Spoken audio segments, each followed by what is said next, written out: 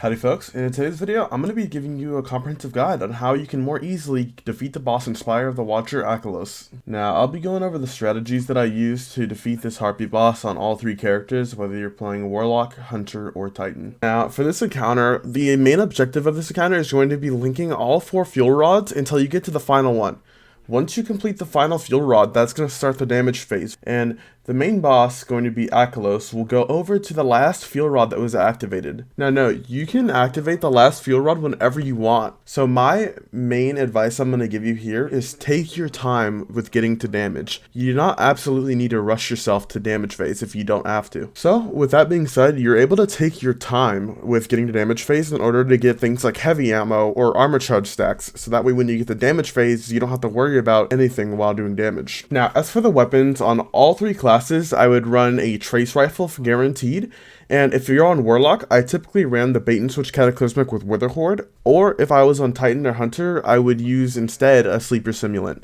You can also use a sleeper simulant on Warlock too, but I like the Witherhoard for the fusionate spam when it's not damage phase. Either way, with both of these loadouts, you're able to either 4 or 5 phase the boss depending on how good of a damage phase you hit, but we'll go into more detail about that when we get later into the video. That being said, on all 3 of the classes, I was running 2 different loadouts, and the one I'm going to be talking about right here is going to be my neutral game loadout. So my neutral game loadout usually consisted of things like ammo finders and ammo scavengers, so that way I'm always good on ammo.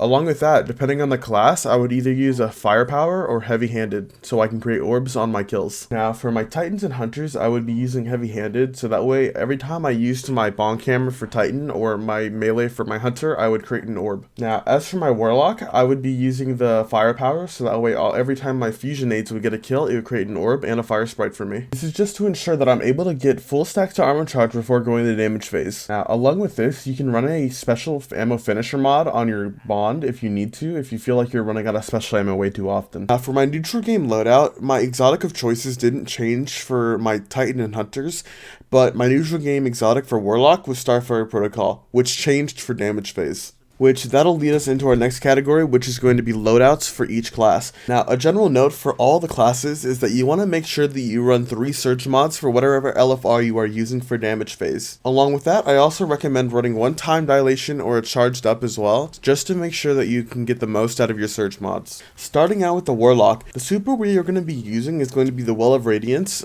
This is because we are able to get a 25% empowering buff to our weapons while standing inside of it. Along with that, it also makes us have to worry about harpies a little bit less gunning us down from a distance. Now, just an important note for Warlock is that Starfire Protocol is not going to be very useful to you in this boss fight because the Harpy 1 moves away too fast for you to guarantee your Witherhoard to stick.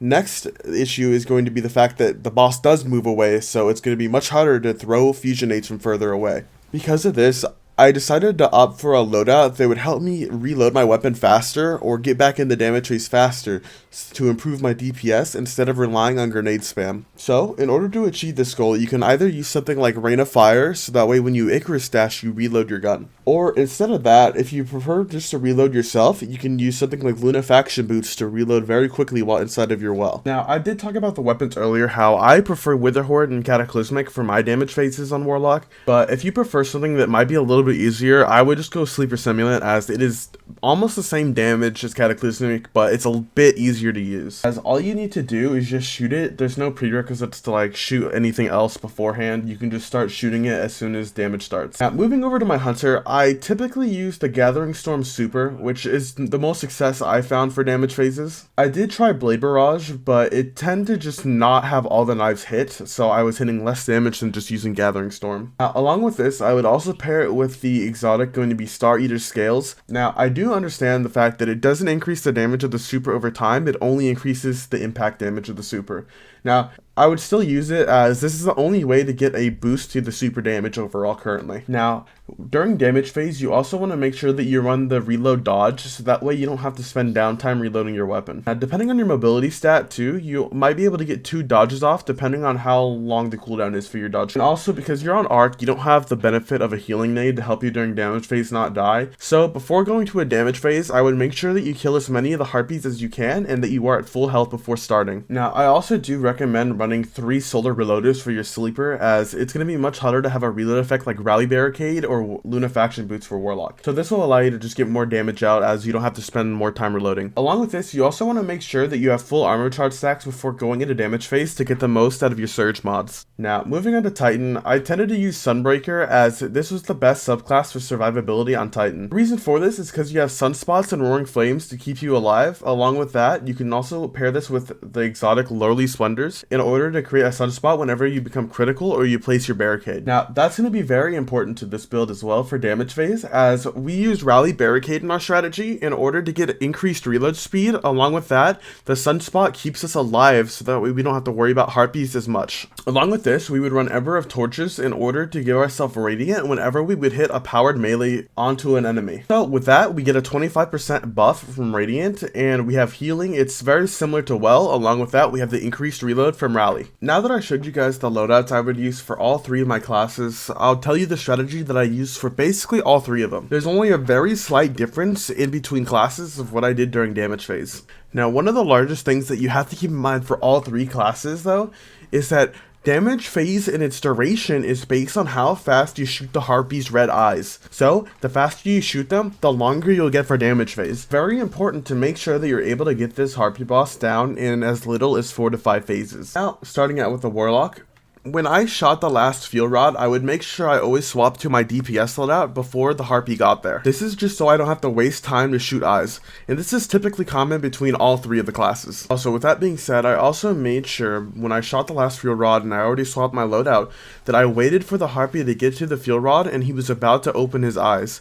Right before he was about to open his eyes, I would place Well to ensure I didn't have to waste time placing it after shooting all his eyes, or not having it last long enough if you place it too early. And the Warlock strategy basically just consists of sitting inside your Well the whole damage phase, so that way you don't have to worry about getting booped off the map and having your empowering buff with you the entire time. Now let's get into Titans, and Titans is very similar to Warlock, where you swap your loadouts before damage phase if you need to. Along with that, right as you shoot the last Fuel Rod, you have to wait for the Harpy boss to get there, and right as they're about to open the eyes, you want to place your Rally Barricade. The reason for this is so that way you get the Soul Invictus buff, so that way you don't die to any Harpies shooting at you, or that way you don't have to place it down mid-damage phase to get the reload buff of a Rally Barricade. Now, once you do all this and you shoot all the eyes out, you want to make sure you throw your throwing hammer at the boss, so that way you become Radiant. Radiant is the same exact damage buff at 25% as Well of Radiance, so that means that you should be able to do just as much as a Well user, maybe slightly less because Radiant might not last the entire damage phase. But anyways, you can still probably get the Harpy boss down in 4 to 5 phases. And you do want to stay in the very far back on your Rally Barricade the entire damage phase to ensure that you do not get booped off the map as well. Now lastly, for Hunters. Hunters are going to be a little bit harder to survive during damage phase if you don't take out any of the Harpies, but other than that, the damage is very comparable to the other 2 classes. Now, very similarly to the other 2 classes, what you want to do is swap to your damage loadout before damage phase even starts.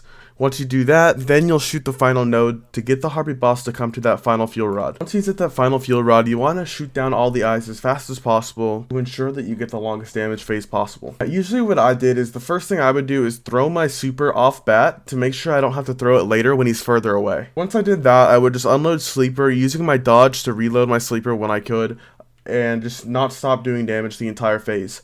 Now, I would typically stay back, but maybe not as far back as the Warlocks and Titans, just because you don't need to. But I still wouldn't go so far forward that you're going to get booped off the map when he does his blast. But other than that, for all 3 of the classes, it's not too hard to get this boss down. The hardest part for people is usually just shooting the eyes very fast. And I would recommend using the Trace Rifle for this, as it has 100 shots before it has to reload, and it's able to shoot down all the eyes without having to reload. Now, I think that about covers this whole thing. Once you do this for about 4 to 5 phases, you should be able to kill this Harpy boss pretty easily. It's just repetitiveness, basically. Taking your time, gathering ammo, etc. Now, if you enjoyed this video or found it helpful, if you could leave a like, comment, subscribe, that would be greatly appreciated. Along with that, if you can go down to my Twitch, it's the first link in the description. That would be greatly appreciated because I'm going to be trying to streaming on there more often. Thank you.